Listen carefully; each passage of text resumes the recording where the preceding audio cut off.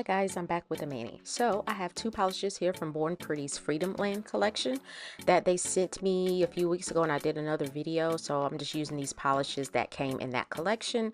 And so I have my magnet here. I have my full coverage nail tips. So here I'm going to use the lighter green in that collection along with the darker green, and I'm going to ombre those colors together. And these nail tips, I think they're from Tay, T-A-Y-E, on Amazon. And so I'm going in with my ombre brush here from 𝑻𝒊𝒔𝒉. And normally I would put some base coat on here, but I felt like because these was magnetic kind of jelly polishes, I didn't want to do that. And so after I blend, I'm going in with my magnet, not just trying to magnetize the polish just to get the look that I want. And then I pop them in my LED lamp and give them a full 60-second cure. And when I'm doing magnetic polishes, I like to cure them individually so that once I magnetize the polish, and if you sit it back on the nail stand without even doing a flash cure, the magnetic particles will disperse back into the nail polish and you will lose your magnetic effect. And so I'm just repeating that process. I just showed two nails on camera, and I believe this bigger magnet that I think I got this off Temu or Shein, one of those. But I actually like that magnet. And so here are all 5 nails. After that first coat, I'm going in with a second coat and repeating the ombre process. I thought these polishes ombreed well together because they're in the green family. And the thing I like about ombre and magnetic polishes is that once you ombre them and magnetize, the lines that are created by the brush and everything else kind of disappear a little bit, in my opinion. And so you can see as I magnetize, the striations in the polish kind of go away. And so again, I'm repeating this process, doing one nail at a time. Once I do that first nail, I pop it in the lamp, and then I go in and do the second nail. Again, I only I only show 2 nails on camera.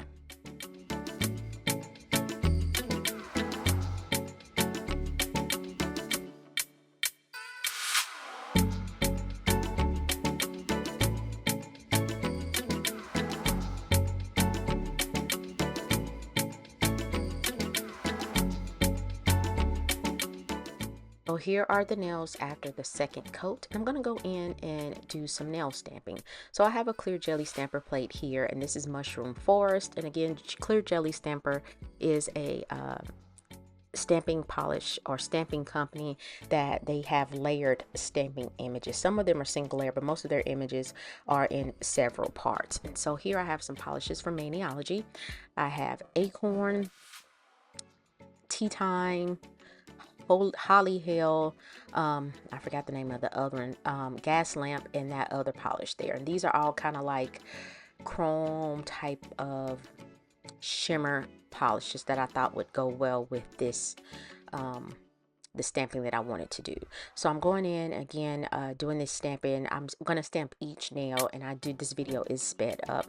And so with stamping, again, you want to be careful with that. If this is your first time stamping, you want to make sure that you practice, because the stamping can be hit or miss. And since I'm using gel polish, usually I will wipe the nails off with alcohol. You don't have to, but I found that this will leave a layer of that inhibition layer from the gel polish that cured. It will leave that on your stamper head. And so from time to time I will clean that off with my lint roller or a sticky pad or even a piece of tape.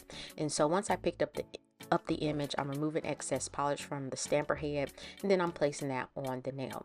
And so with the words Mushroom Forest, because this is the middle nail, I'm going to use those little stars, which is a layering star 2-part image. So I'm going in with that green color, stamping that on the nail, and then I will outline it in Acorn, which is a really dark brown.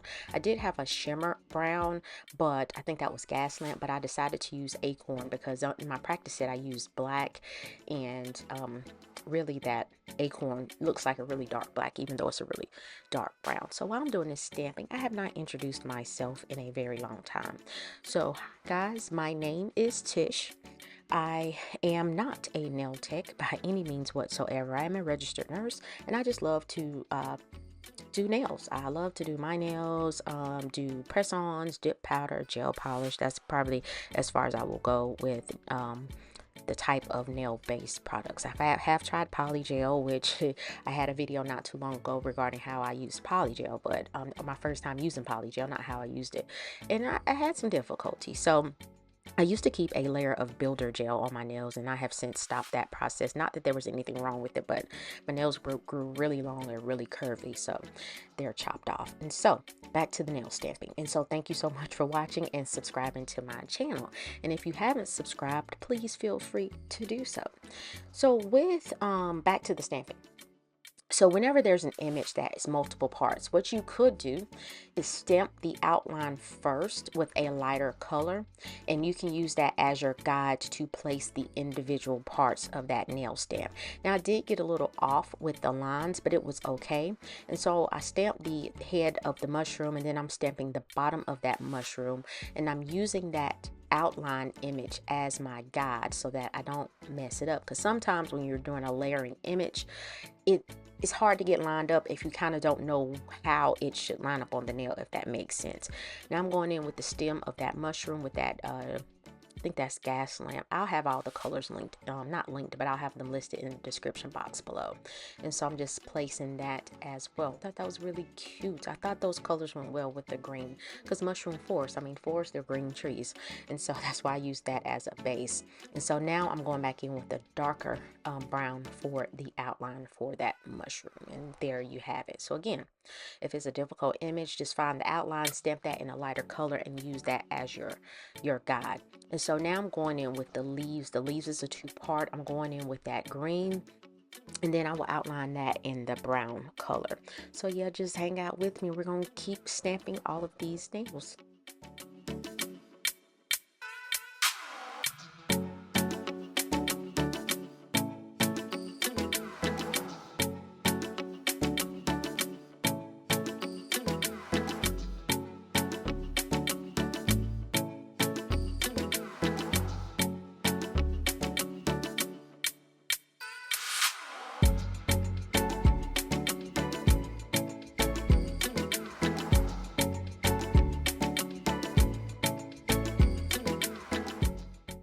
So once I got those leaves lined up, I'm moving on to the next nail. So far, I thought they were really cute. And so I'm going in with the bigger mushroom. Kind of gave me 𝑻𝒊𝒔𝒉 vibes if you ever watched the Smurfs. And so I'm now going in with that lighter brown, again stamping the outline. So I have that as a guideline to how this should line up. And if you ever pick up a stamping image and it doesn't, pick up right, just wipe it off. Clean your plate with acetone and roll and try it again. Sometimes the images will pick up good the first time, and sometimes it takes a few tries, and that's okay. Whatever works, do what works for you. And so since I have the outline, I'm going to go in with that red and fill in the top of that mushroom, or stamp the top of that mushroom, gently rolling, removing excess, and I'm going to follow the lines on the nail and place that down, because this again, if you don't know how to line it up, stamp the outline, then go in with the individual nail pieces to stamp. And so now I'm going in with that shimmer brown. I think that's gas lamp, if I'm not mistaken.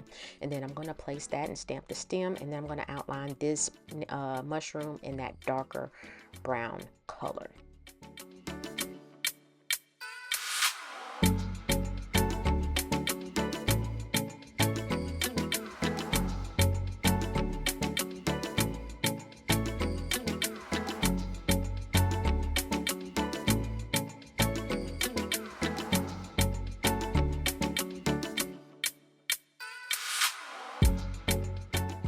So after that, I'm going to stamp the little, I think that's a hedgehog, if I'm not mistaken.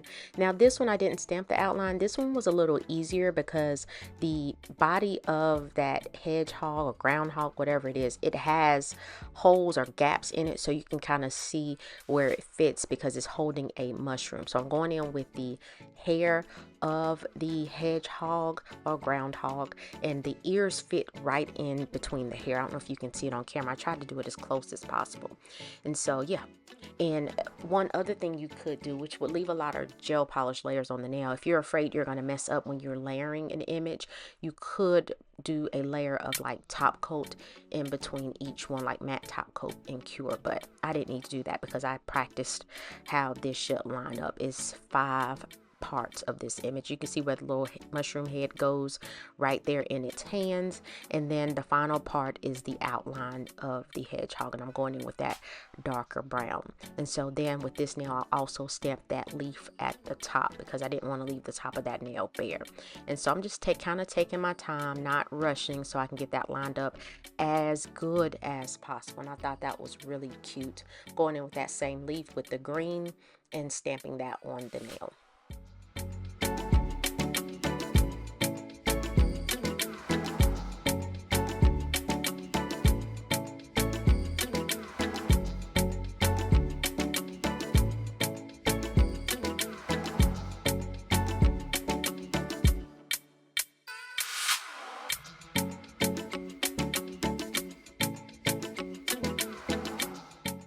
Here we have one last nail. This is the thumbnail. These are the mushroom heads with like kind of little dots. I didn't want to stamp the entire thumb because my practice set, I tried it with the entire thumb and I didn't like it. It was too much red, so I kind of stamped at an angle. You can play around with this and do whatever you want to when you're stamping. You don't have to use the entire image if you don't want to. The choice is yours. And so now I'm going in with the outline with that darker brown. And then I go in and put some dots on the nail right above those little mushrooms. I thought that was cute. Cute, cute, cute. And so again, you can use whatever pieces of the plate that you want to stamp on the nail. Again, the choice is yours. Be as creative or not as creative as you want to with this. And so I've been, you know, itching to use this plate, and I was like, oh yeah, this will be good. So after I get all of the nails stamped, again, I'm putting leaves on this nail as well. There's another leaf and an outline on this plate. But after I get all of the nails stamped, I'll wait about maybe a minute or two for the polish to dry, because stamping polish has a thicker viscosity and is more pigmented, and so it doesn't take as long to dry as if it was regular nail polish. And so once I do this, I wait about 1 to 2 minutes, and then I go in with Born Pretty's No White top coat and apply a layer of that over the nails, and I do pop them in my lamp and give them a cure for a full 60 seconds.